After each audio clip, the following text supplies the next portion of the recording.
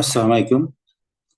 আমি professor doctor Mohammad Mehedi Hasan Khan, department of biochemistry, faculty of biotechnology and engineering, Sylhet কৃষি বিশ্ববিদ্যালয়।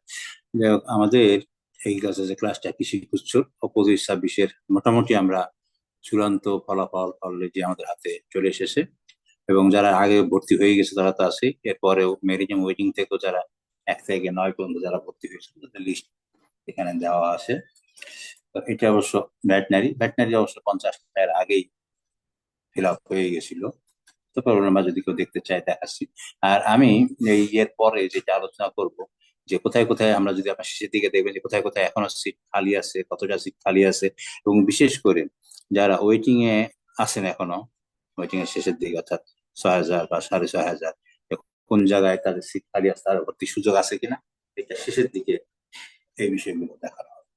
এটা ভেটেনারির পরে আমরা দেখেছি বিএসসি এগ্রিকালচার,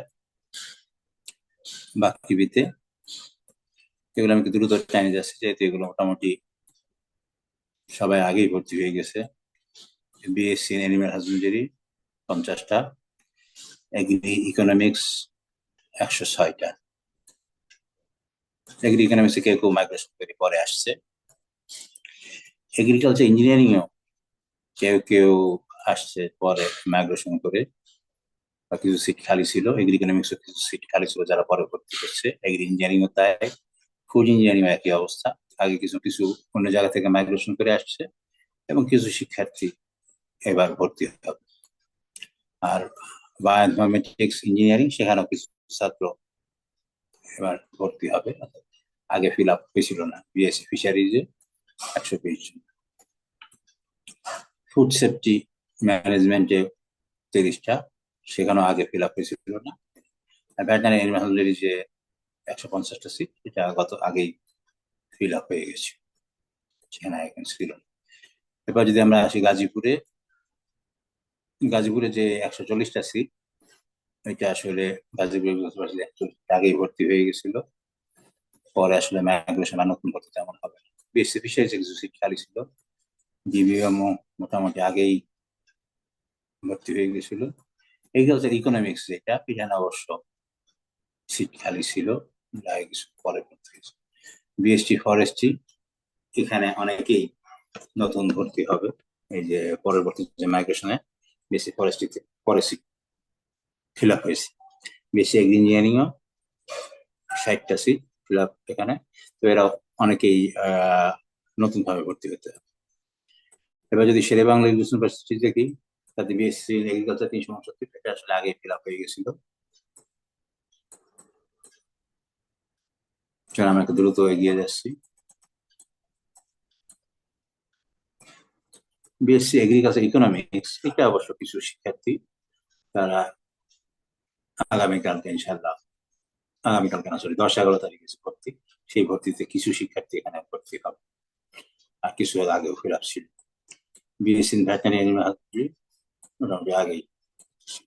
বিএসসি ফিশারিজে কিছু শিক্ষার্থী পরে ভর্তি হবে। পটুয়াখালী সায়েন্স অ্যান্ড টেকনোলজি, এখানে আমরা দেখতে পাচ্ছি এগ্রিকালচারে 215টা সিট, মোটামুটি সবই ফিল আপ। বেশিরভাগই আগে ভর্তি হয়ে গেছে, বা কিছু ছাত্র শিক্ষার্থী অবশ্য এখানে সিট খালি ছিল, যারা যে পঞ্চম মাইগ্রেশন বা পরে ভর্তি হবে।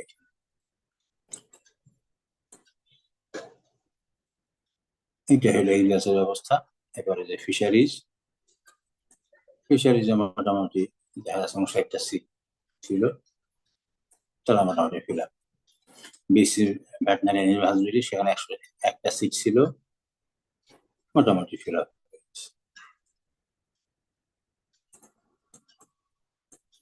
কিন্তু এইখানে যে যেটা আমরা দেখতে পাচ্ছি, BSc in marine fisheries and oceanography, নতুন সাবজেক্ট, এখানে 30টা ছিল, এখানে এবার 12টা সিট ভর্তি হবে এসে ভর্তি দিন।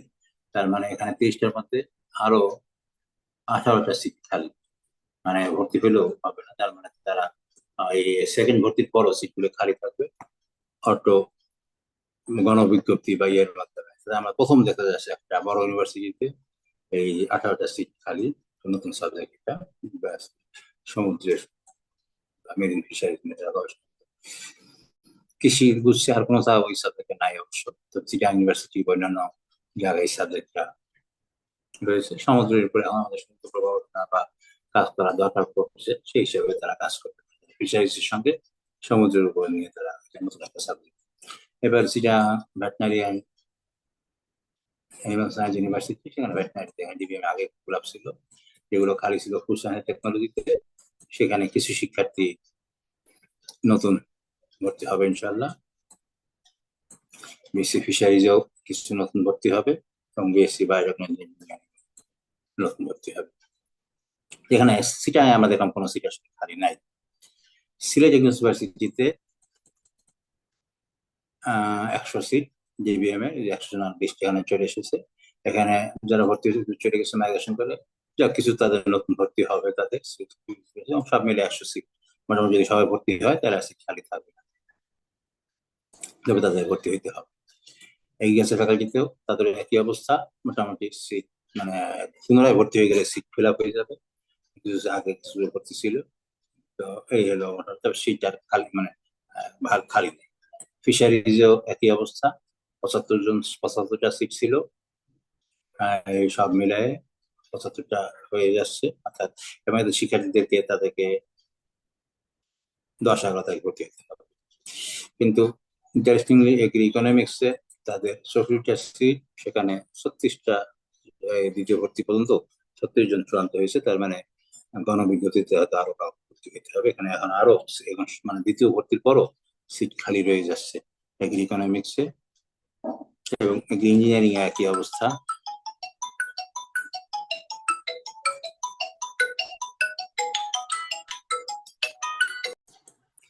তো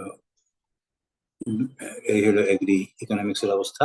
এবং এগ্রি ইঞ্জিনিয়ারিং আমরা দেখলাম যে সিট খালি রয়ে যাচ্ছে। বিএসসি ইন বায়োটেকনোলজি ইঞ্জিনিয়ারিং, তাদের অবশ্য 40টা সিট ছিল।